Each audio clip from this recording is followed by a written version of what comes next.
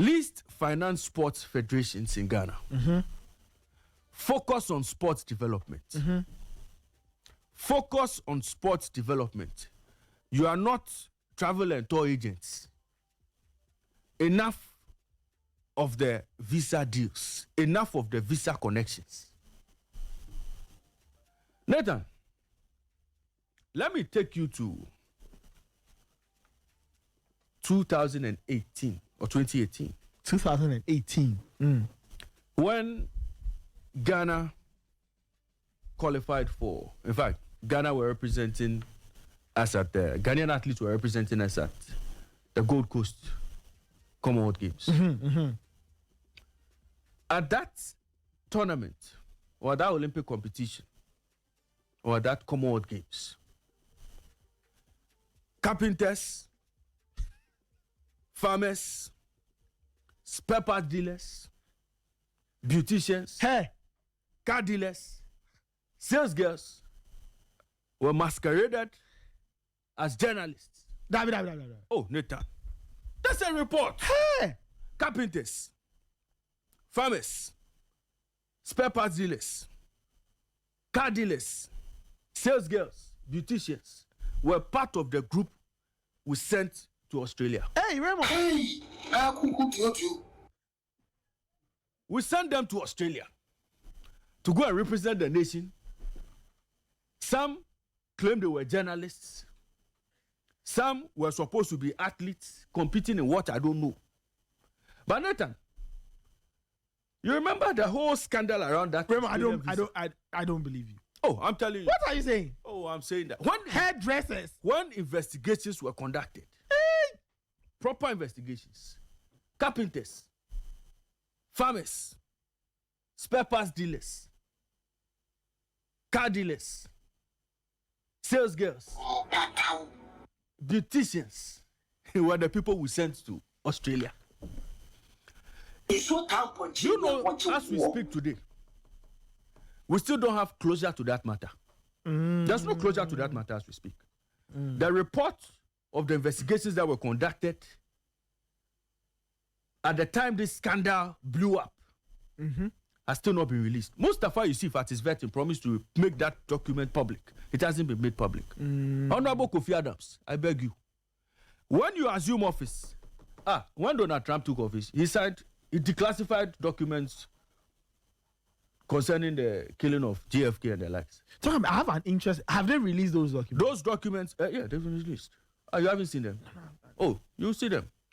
Nathan, Kofi Adams should, as a matter of urgency, release those documents.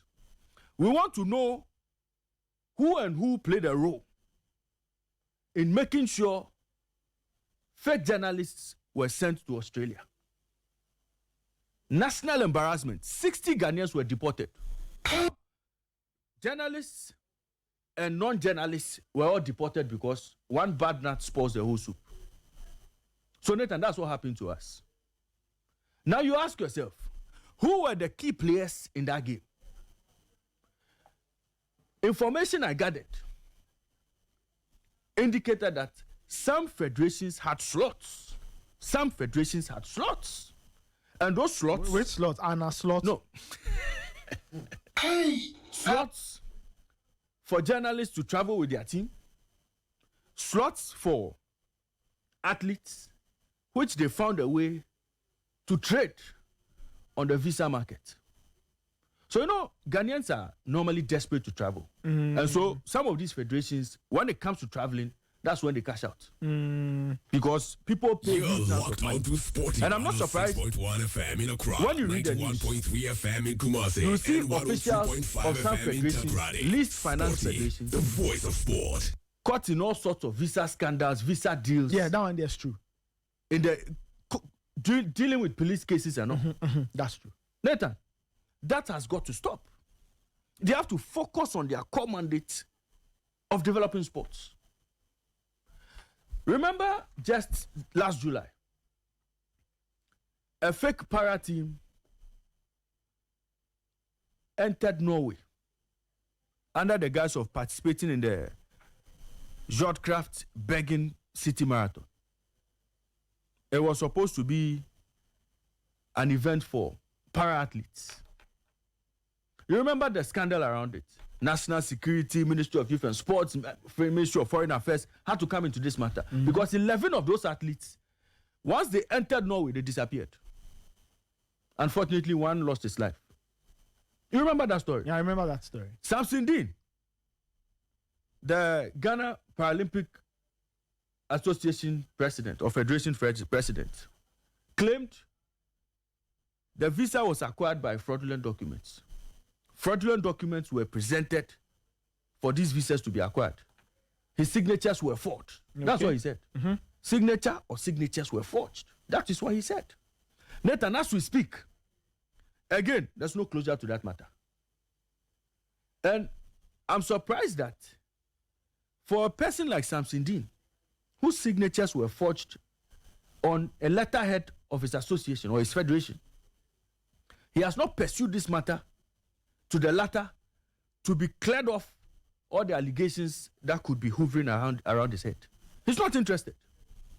Nathan, these are some of the things that excite least finance sports federations. Opportunity to travel. So when they wake up in the morning, they sit behind the computer. Which tournaments are happening in badminton?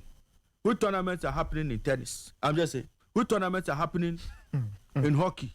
Which tournaments are happening in skiing? Which tournaments are happening? Later.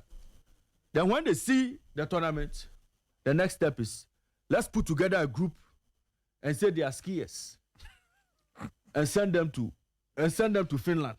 Hey. Let's quickly put together a team, go and get visas for them and send them wherever. Oh, visa deals. The visa deals excite them more than the actual sports development mandate that they took up. So Nathan, this morning, my message is very simple. Least finance federations, this is the time for them to come together. This is the time for them to have proper structures that will give them validity.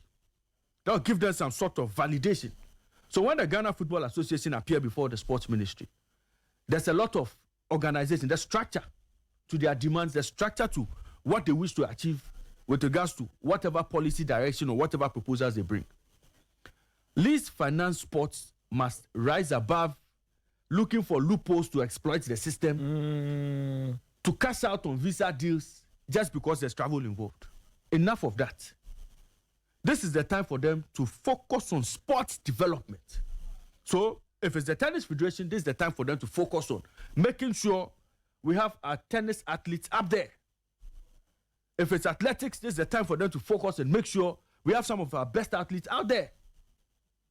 This is what we expect from federations, not opportunities to travel and not opportunities to look for visa deals, to smuggle people in and send them outside just to line up their pockets, just to line their pockets. Enough of that. Later. As for sports minister, we beg him. That Australian visa scandal, he owes us that report. We want to know those who were involved.